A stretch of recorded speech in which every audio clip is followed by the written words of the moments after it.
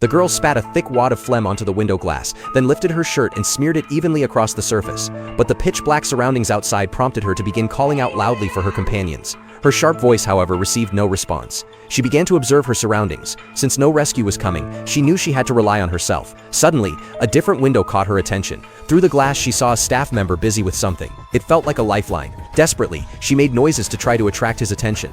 As she had hoped, the staff member noticed her, but through their conversation she learned that they were facing the same situation. Instantly, despair washed over her, and she collapsed backward. But in that unintentional movement, she discovered that the wall was covered in dense moisture. At the same time, warm air began to gush steadily from the ventilation ducts. The rising heat pushed the cabin temperature to nearly 40 Celsius. Perhaps it was her subconscious reacting, but she suddenly found it harder to breathe. She quickly unbuttoned her clothes until she was left wearing only a thin undershirt. But even that didn't help. The temperature continued rising and soon reached 50 Celsius. She realized that if this kept going, she would be roasted alive. In desperation, she rushed back to the window and begged the staff member to open the hatch and let her cross over. But he only shook his head, not out of cruelty but because the air pressure between the two cabins was drastically different. If not properly managed, opening the door could kill them all. So pressure had to be added to her side until balance was achieved before the door could be safely opened. The staff member told her to pinch her nose and stay still for a few minutes. Sure enough, it wasn't long before she started feeling unwell. As the pressure increased in the cabin, symptoms like dizziness and ringing ears set in. She tried to stay calm, but her body was overwhelmed.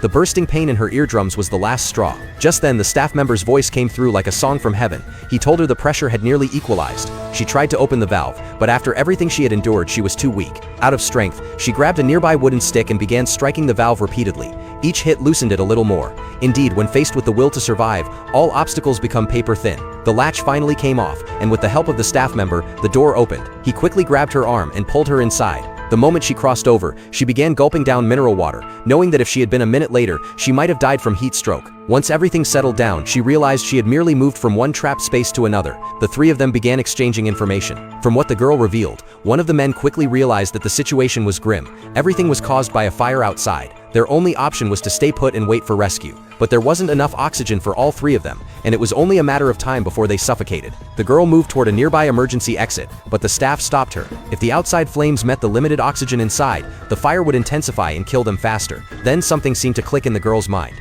She stared intensely at the adjacent cabin because in there lay her last chance. But unless it was absolutely necessary, she wouldn't take that risk. Unfortunately, it wasn't long before her breathing grew rapid. She knew this was the sign that oxygen was nearly gone. So while the two men rested with their eyes closed, she quietly began to put her plan into action.